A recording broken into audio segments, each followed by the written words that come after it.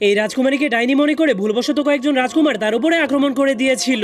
এজন্য সে অনেক রেগে তাদের সবাইকে শাস্তি দেওয়ার জন্য অভিশাপ দিয়ে বামন বানিয়ে দেয়, যার কারণে এই অভিশাপ থেকে বাঁচার জন্য তাদের কাছে শুধুমাত্র একটাই উপায় ছিল, আর সেটা হলো দুনিয়ার সব থেকে সুন্দরী রাজকুমারীকে কিস করা। এরপর সেই বামনগুলো যখন তাদের বাড়িতে ফিরে আসে তখন তারা দেখতে পায় তাদের গাছের সাথে একটা ডাইনি বুড়ির জাদুময় ঝাড়ু আটকে আছে, যা দেখার পর বামনগুলো সন্দেহ করতে শুরু করে তাদের ঘরের মধ্যে ডাইনি বুড়ি এসেছে। কিন্তু যখনই তারা ঘরের মধ্যে ঢুকে তখনই তারা ঘরের মধ্যে দুনিয়ার সব থেকে সুন্দরী রাজকুমারীকে দেখতে পায়, যা দেখার পর তারা বুঝতে পারে এই সুন্দরী রাজকুমারীকে কিস করতে পারলেই তাদের অভিশাপ দূর হয়ে যাবে। এজন্য তারা সবাই তাকে কিস করার জন্য তাকে পটানোর চেষ্টা করতে শুরু করে দেয়। এমনকি একটা বামন তাকে পটানোর জন্য দুনিয়ার সব থেকে মূল্যবান হীরার আংটি দিয়ে দেয়। কিন্তু এত কিছু করার পরেও কেউই সেই রাজকুমারীকে পটাতে পারে না। কিন্তু তখনই একটা বামনের মাথায় একটা আইডিয়া চলে আসে। তখন সে মেয়েটাকে নিজের শক্তি দেখানোর জন্য এমন একটা তলোয়ারের কাছে নিয়ে যায় যেটাকে দুনিয়ার কেউই উঁচু করতে পারতো না। কিন্তু এরপর যখনই বামন সেই তলোয়ারটাকে ওঠানোর জন্য রেডি হচ্ছিল তখন রাজকুমারী সেই তলোয়ারটাকে এমন ভাবে উঁচু করে যা দেখে মনে হচ্ছিল সেটা একটা খেলনা। কিন্তু পরে